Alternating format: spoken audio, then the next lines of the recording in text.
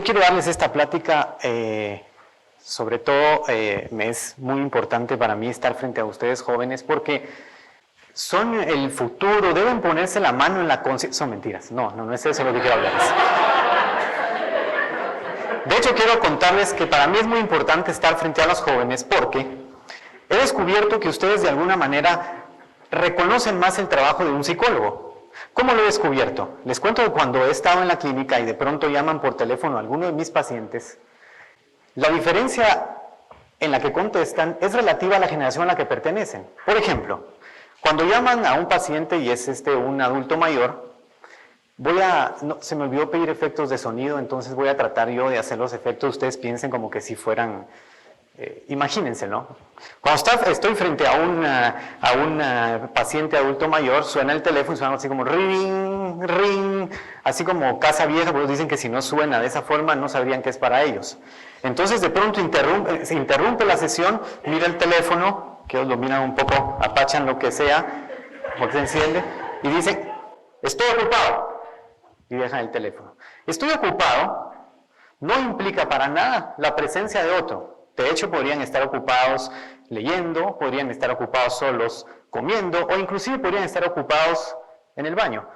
Y de pronto cuando suena el teléfono para un adulto, digamos, un poco menor, suena algo así como... Entonces contesta así como contestamos sobando el teléfono, ¿no? Se contesta. Y estoy en una reunión. Ven ustedes. Hay una diferencia entre estar ocupado y estar en una reunión. En una reunión ya empieza a implicar la presencia de un tercero. Ya empieza el psicólogo a salir, ya, bueno, todavía está en una reunión. Pero cuando yo estoy hablando con jóvenes, es otra historia. Estamos en ese silencio profundo después de alguna explicación de esas interesantes, y de pronto hay un silencio y el teléfono interrumpe algo así como... En este mundo hay gente bruta, prostituta, eso que interrumpe eso, pero dice, mira, no puedo hablarte, estoy con mi psicólogo. Estoy con mi psicólogo, es decir, me encantan los jóvenes porque no niegan mi trabajo. ¿Verdad? Yo me le quedo viendo y le hago así. Entonces, yo les vine a hablar aquí del ser humano, de la persona y del individuo. Yo encuentro que hay una diferencia entre el ser humano, la persona y el individuo. Yo les quiero hablar de 3 categorías que yo represento primero a la del ser humano. Esta tiene que ver como todos, es decir, lo que somos todos. Aquello que nos caracteriza a todos, y aquello que nos caracteriza a todos es esa sensación, esa capacidad de sentir dolor o sentir placer. Es decir, esa capacidad de sentir dolor o placer nos permite a nosotros ir hacia lo que creemos que es placentero y alejarnos de lo que creemos que es doloroso. Sin embargo, en esta categoría del como todos, nosotros no tenemos ninguna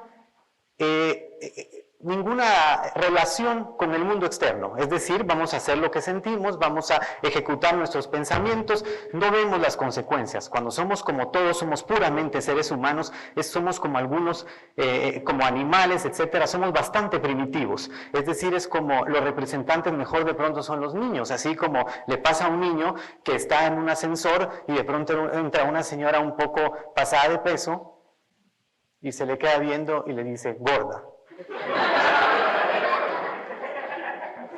Ese niño le dijo gorda porque se le vino gorda. Él no sabe todavía que, como él no siente dolor para decirle gorda a ella, él no sabe que ella puede sentir dolor por recibir lo gorda, ¿no? Es decir, de pronto, sin embargo, ella tiene a la par, supuestamente, a una persona que representa la cultura, que representa al grupo, que le dice, no se le dice gorda a la señora. Él todavía insiste y le dice, pero si está gorda. Pero no se dice. Es decir, esa persona es la representante de la cultura, la representante del grupo.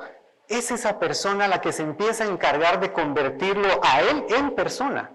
Antes era solo un ser humano que ejecutaba lo que se le venía a la mente. Ahora empieza a ser persona. ¿Por qué? Porque incorpora el mundo de lo moral. Es decir, como todos, representa el mundo de las sensaciones, como algunos representa el mundo de la moral. El mundo en donde aparece un grupo, nos recibe y nos dice que el dolor y el placer no solo es relativo a nosotros, sino que también hay otros, que hay consecuencias.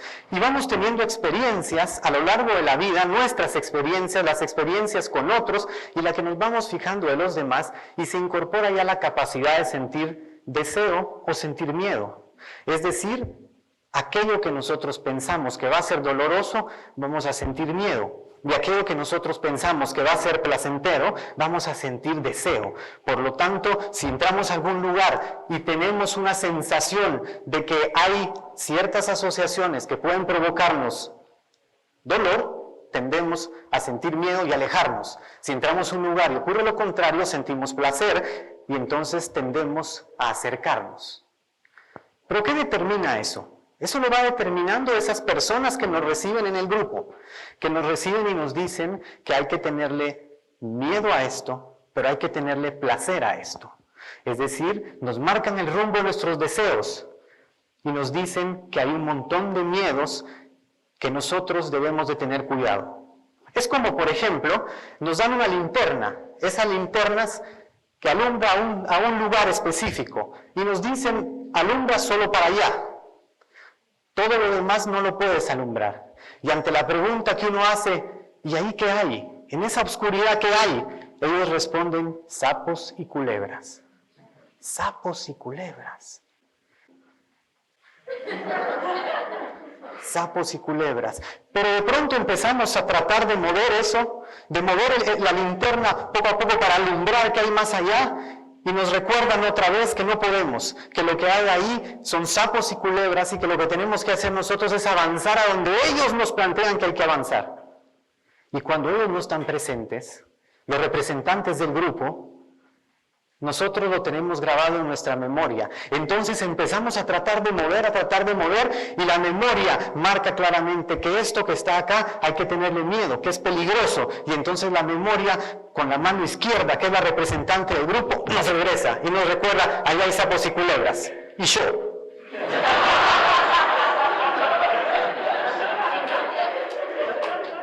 De pronto, hay un deseo en cada uno de nosotros, un deseo que es el deseo del individuo, de que quiero voltear a ver, y ver qué hay exactamente ahí.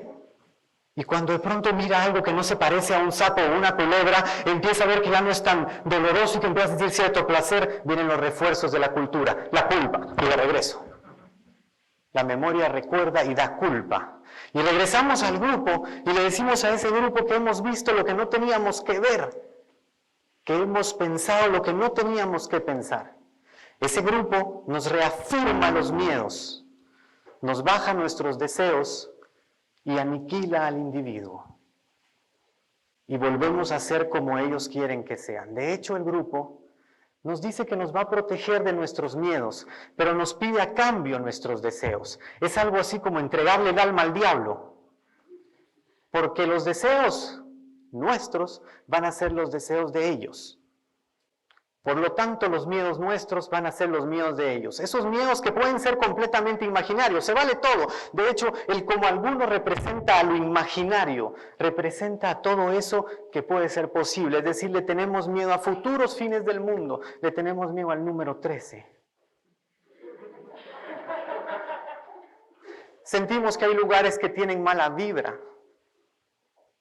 Y a veces creemos que la abuelita que se murió hace días nos visita. Que los sueños pueden ser capaces de definir nuestro futuro. Es decir, cuando nosotros estamos afianzados al grupo, creemos todo aquello que cree el grupo. Sin embargo, empieza a surgir algunas personas que empiezan a cuestionar eso. ¿Y cómo lo cuestionan? A través de su razón. La razón hace que una persona deje de ser persona y se convierta en individuo. ¿Por qué? Porque empieza a diferenciar si esos miedos verdaderamente son reales o no. Empieza a diferenciar si en eso que hay oscuridad hay verdaderamente sapos y culebras. ¿Pero por qué? Porque tiene esa voluntad de moverse, de ir moviendo esa linterna y buscar y buscar y buscar para ver si es verdadero lo que le están planteando. Un héroe, por eso digo que es como nadie. ¿Por qué? Porque empieza también a cuestionar aquellos miedos que tiene en su memoria que el grupo ha plantado. Aquellos miedos que tiene en su memoria que empiezan a ser distinguidos en relación a sus miedos o a los miedos del grupo. Un héroe es como nadie porque razona. Solo la herramienta del razonamiento les va a permitir distinguir entre esos posibles deseos que son metas suyas o son metas impuestas por otros. No hay otra herramienta más que el razonamiento. Yo les quiero hablar de mi héroe. El héroe que ha inspirado mi vida, porque si ustedes ven, todos tenemos acá diferentes interpretaciones de qué es un héroe. Para mí un héroe es como nadie, y un héroe es el principal inspirador de la vida de alguien, el motor de alguien. Y mi héroe, les cuento que ha sido un niño de 2 años y medio, que un día se despide de su madre sin saber que nunca más lo volvería a hacer. Ella no vuelve nunca más. La matan un grupo de personas de esos que son como algunos, que no razonan. Poco tiempo después, este niño de 2 años y medio pierde a su padre.